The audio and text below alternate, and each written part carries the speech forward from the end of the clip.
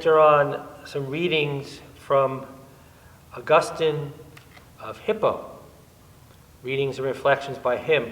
This is an ancient kind of person, a philosopher. He was around from 354 to 430. So this is ancient wisdom, ancient spirituality from a great Christian spiritual hero. So, late have I loved you, beauty so ancient and so new. Late have I loved you. You were within me, and I was seeking you outside. In my ugliness, I plunged into the beauties you have made. You were with me, but I was not with you. The beauties I could see kept me far from you. Yet if you had not been in you, they would not have existed at all. You called, you cried out. You shattered my deafness. You flashed, you shone, you scattered my blindness. I was hungry and thirsty, you touched me, and I burned for your peace.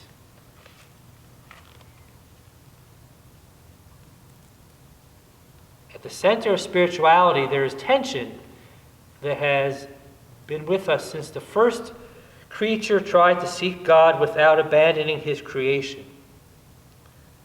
No spiritual teacher has felt this tension more profoundly and more personally than Augustine.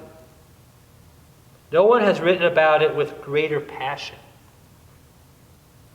He knew well that the extravagant beauty of God's creation, the dazzling generosity of his gift, can seem at times enough, more than enough, to feed the hunger of our soul.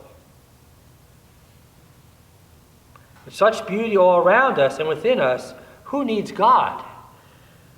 With such beauty at our fingertips, in the air we breathe, in the passions we feel, who needs to seek after mystery, after what cannot be seen or touched or felt? But he also knew the pull of the Creator and the temptation to abandon creation and deny its beauty in order to remove anything and everything that might come between him and beauty's creator. Must we choose between the Creator and his creation? Between body and soul, must we choose? Augustine knew, as we must come to know, that choosing between Creator and creation is not an option. The beauties I could see kept me far from you. Yet if they had not been in you, they would not have existed at all. We come to know and love all creation and ourselves because together we exist in God. Creature and Creator are inseparable. We cannot love one without the other. More importantly, we cannot love ourselves apart from creation, apart from our Creator.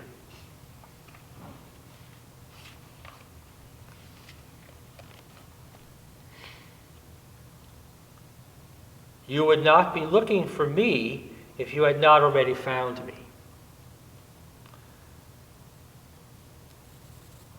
Journey is, at best, a mischievous yet an unfortunate spiritual metaphor.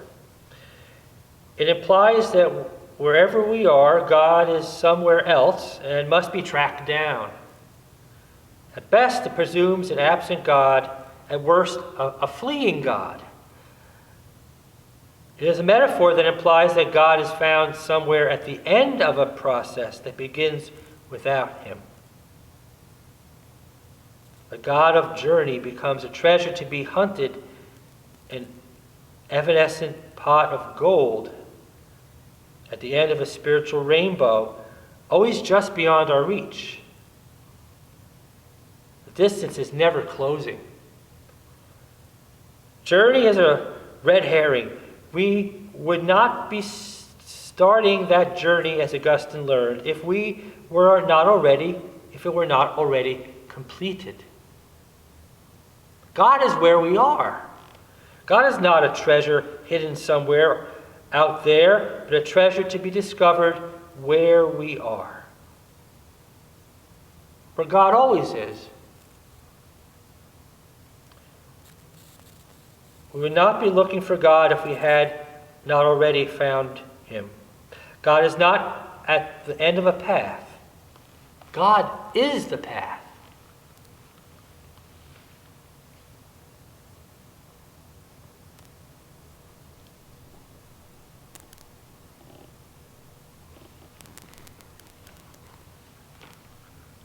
Let us pray. Even here at the wordless end of a day, I need look no farther than the dark and silence of this night, the silence of this place, the hunger of my soul. You are not somewhere else. You are here. You are here where I am. I am where you are.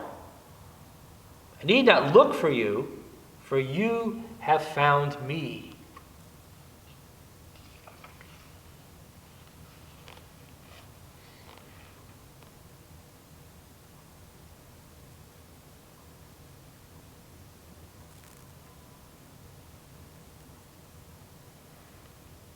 You touched me, and I burned for your peace.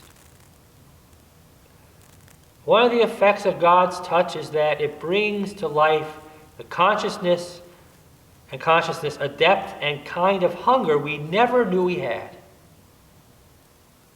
that we never knew was possible. Not satisfaction, mind you, not completion, but hunger. God makes his presence known by reminding us of what is absent, what is not yet, what might never be. We are hungry. We will prefer a God whose touch will take away our hunger, but if we are fortunate, we will go on being hungry. We burn with desire for a peace that eludes us. We would prefer a God whose touch would flood us with serenity.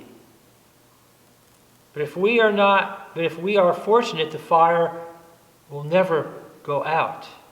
Our hope will not die. We are hungry for me because I am with you. You desire because you already have.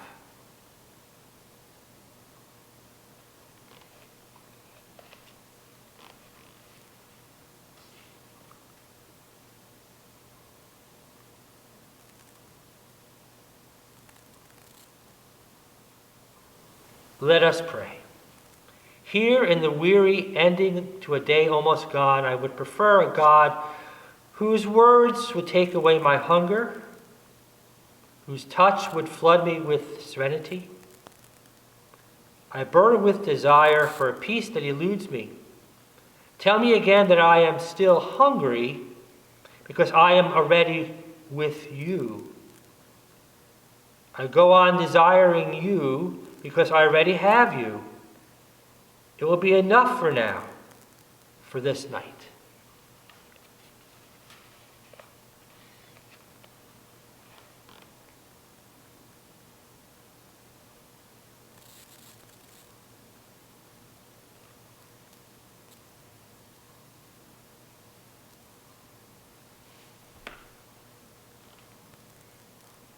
Ever ancient, ever new.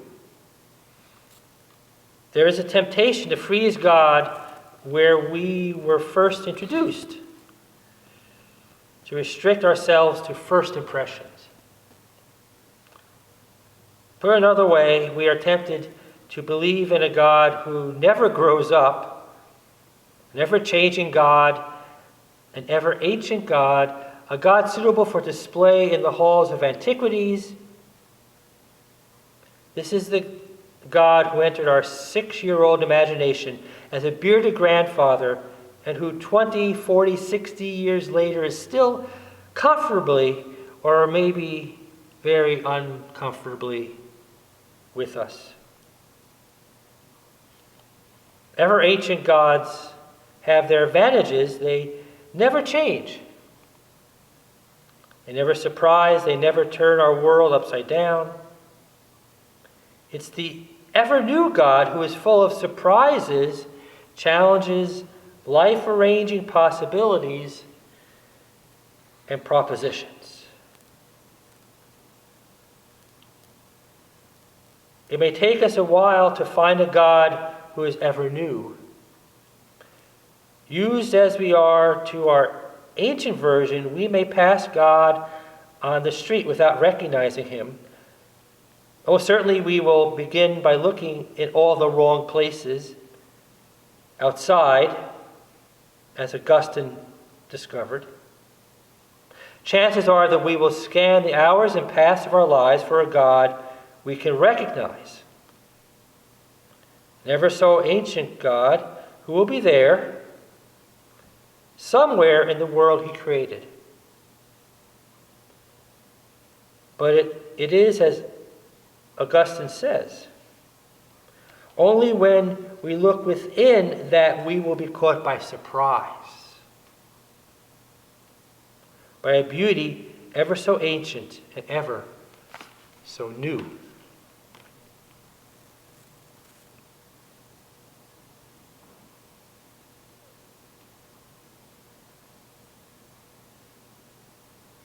Let us pray. Here in the quiet end to another day, surprise me with your presence. Surprise me with a beauty that is ever new. Help me to let go of my childhood and its comforts. Show me a new face, a new beauty, a new life, a new self. Surprise me with who I am.